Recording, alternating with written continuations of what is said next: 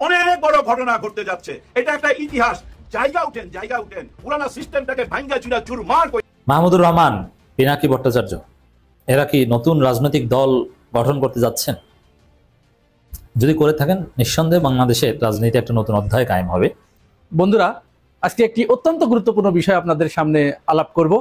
গত 2 দিন আগে একটি ব্রেকিং নিউজ দর্শক, এই জুলাই গণহত্যার দায় এটা আজ আওয়ামী লীগের, এটা যে হাসিনা সরকারের, এটা আবারও স্বীকার করে নিলেন হাসিনা পুত্র সজীব ওয়াজেদ জয়।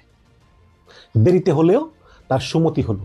এতদিন হাসিনা বলেছেন এগুলো ইউনূসের জঙ্গিরা করেছে, আবার অনেকে বলেছেন এগুলো মেটিকুলাস ডিজাইন।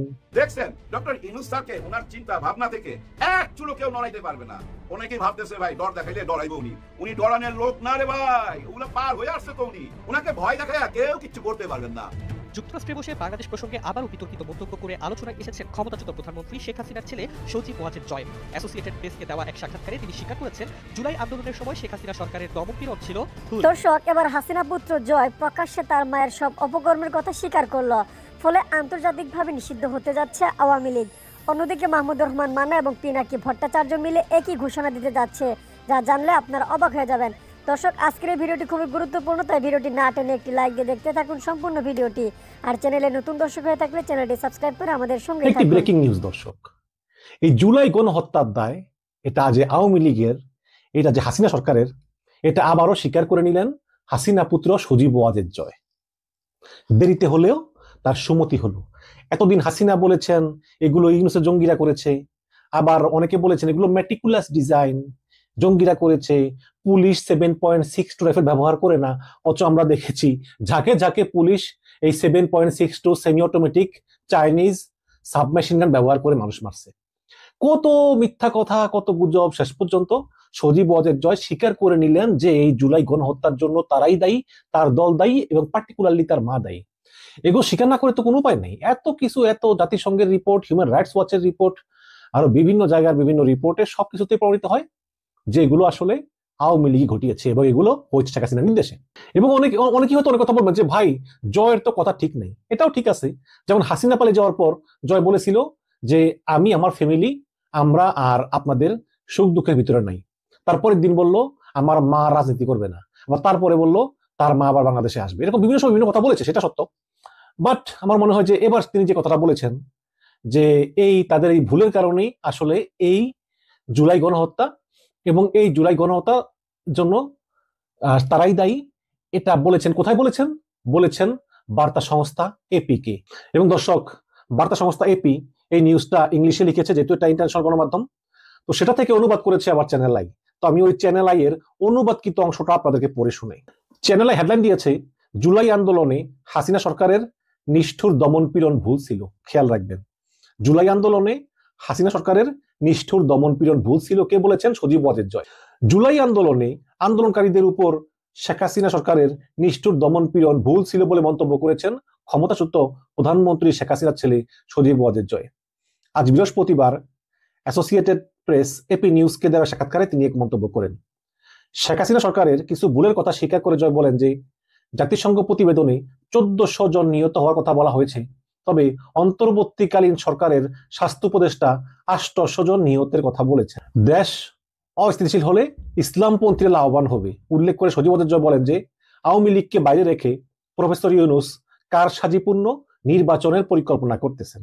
জয় বলেন, নির্বাচনে কোনো দলকে বাধা দেওয়া হলে তা হবে একটি প্রহসন নির্বাচন, এবং সেই নির্বাচন কেউ মেনে নেবে না, এটা বিশ্বে গ্রহণযোগ্য হবে না।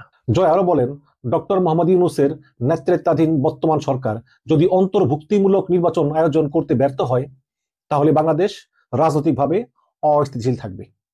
জয় বলেন, আওয়ামী লীগের উপর থেকে নিষেধাজ্ঞা তুলে নিতে হবে এবং নির্বাচনকে অবশ্যই অন্তর্ভুক্তিমূলক এবং অবাধ ও সুষ্ঠু করতে হবে। তো এগুলো আপনার মা করে নাই কেন 15 বছর? জয়ের মতে এখন যা ঘটছে তা আসলে আমার মা এবং আমাদের রাজনৈতিক নেতাদের নির্বাচনে প্রতিদ্বন্দ্বিতা করা থেকে বিরত রাখার একটা অপচেষ্টা, এবং এটি ন্যায় বিচারের ছদ্মবেশে রাজনৈতিক কারসাজি। জয় বলেন, আওয়ামী লীগকে নির্বাচনের প্রস্তুতির জন্য পর্যাপ্ত সময় না দেওয়া হলে নির্বাচনের ফলাফল দেশের জনগণ মেনে নিবে না এবং আন্তর্জাতিক পর্যবেক্ষকরা স্বীকৃতি দেবে না। দেখা যাক দেয় কি না দেয়।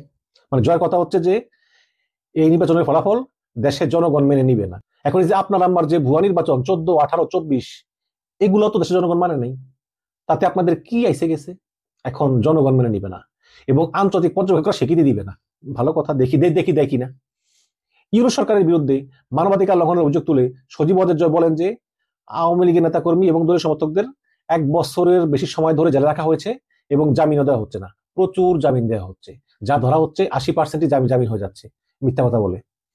জয় দাবি করেন আওয়ামী লীগ ক্ষমতাচ্যুত হওয়ার পর থেকে প্রায় 500 আওয়ামী লীগ কর্মীকে হত্যা করা হয়েছে, যার মধ্যে 31 জন দলীয় কর্মী জেল হাজতে মারা গেছেন। এবং সজীব ওয়াজেদ জয় বলেন যে দেশের হিন্দু সম্প্রদায়ের লোকজন এই সরকারের প্রধান লক্ষ্যবস্তু, সরকার টার্গেট করে করে হিন্দু নির্যাতন করতেছে। মানে সজীব ওয়াজেদ জয় যদিও মানে স্বীকার করছে যে এই জুলাই মাহমুদুর রহমান, পিনাকি ভট্টাচার্য এরা কি নতুন রাজনৈতিক দল গঠন করতে যাচ্ছেন? যদি করে থাকেন নিঃসন্দেহে বাংলাদেশের রাজনীতি একটা নতুন অধ্যায় কায়েম হবে। অবস্থা দৃষ্টে কিছুটা হলো এরকম মনে হচ্ছে, এরকম একটা চিন্তা তাদের আছে, যদি এই বিষয়ে আগেও আমি বেশ কিছু আলোচনা করেছি। তবে তারা সময়ের অপেক্ষায় আছেন এবং ন্যারেটিভ নির্মাণ করছেন চমৎকারভাবে, গ্রাউন্ড রেডি করছেন। দল হিসেবে আত্মপ্রকাশ করার শুরুতেই তারা হিট করবেন, যদি করেন, যদি দল করেন, না করলে ভিন্ন কথা। আর বাস্তবে আমি যতদূর জানি, দেখেন বিশ্লেষণ 2 ধরনের, একটা হচ্ছে যে প্রাইমারি সোর্স, সরাসরি তথ্য জানা, আর একটা হচ্ছে সেকেন্ডারি সোর্স, মানে পেপার পত্রিকায় যা আসে ওগুলো দেখে অ্যানালজি করা, বিশ্লেষণ করা। কারণ প্রাইমারি সোর্স হিসেবে আমি যতটুকু জানি যে রাজনৈতিক দল করবেন এটা তাদের সিদ্ধান্ত 50-50। মানে যদি পরিবেশ পরিস্থিতি বা কোনো কারণে প্রয়োজন হয় তাহলে করবেন, আর করতে হবে এটা জরুরি না, কারণ তাদের আলাদা একটা জগৎ আছে, জায়গা আছে। মাহমুদুর রহমানের যে পাওয়ার বাংলাদেশে, তার যে সামাজিক মর্যাদা, অবস্থান এবং তার যে তাসির, এটা রাজনৈতিক দলের চাইতে কোনো অংশে কম নয়, বড় বড় দলের চাইতে বেশি। পিনাকি ভট্টাচার্য নিজেই একটা ইনস্টিটিউট, পুরো জাতিকে প্রভাবিত করতে পারে, যেটা অনেক বড় বড় দলও পারে না। অতএব তাদের একটা অবস্থান আছে।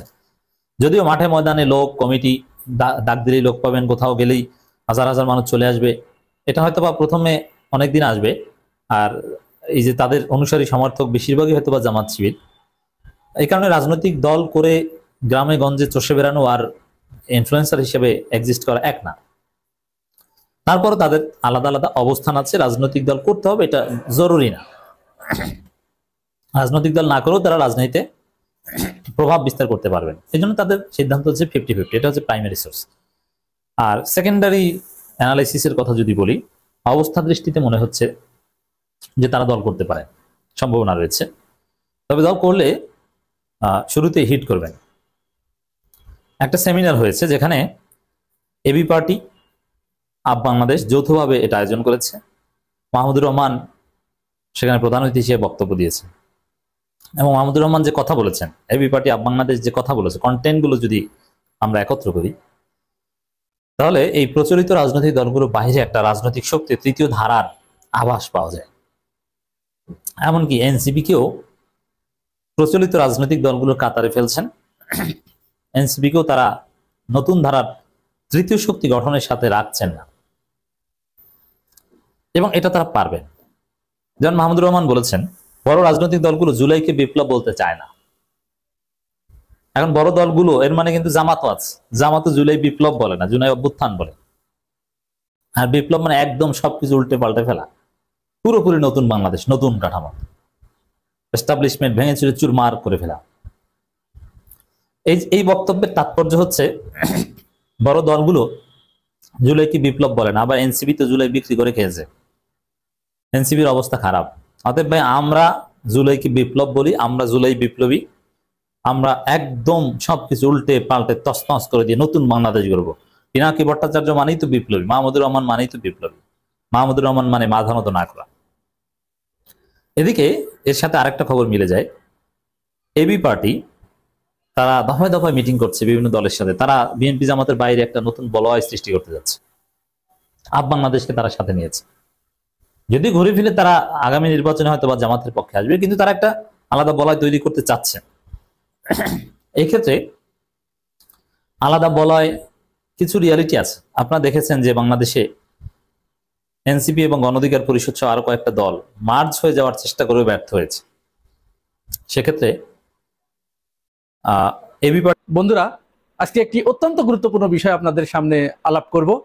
গত 2 দিন আগে ডক্টর শফিকুর রহমান তিনি আমেরিকায় গিয়ে একজন সাংবাদিকের প্রশ্নের জবাবে 71 প্রশ্নে জামাতের এ ব্যাপারে ক্ষমা চাওয়া উচিত কিনা বা আপনারা ক্ষমা চাবেন কিনা, এই যে ব্যবসাটা, মানে যেখানে যায় জামাত ইসলামকে পেলেই তারা এই প্রশ্ন করবে, কারণ এই প্রশ্ন ছাড়া তাদের আর কোনো ব্যবসা নাই, তো অন্য কোনো পণ্য নাই, একমাত্র পণ্য এটা।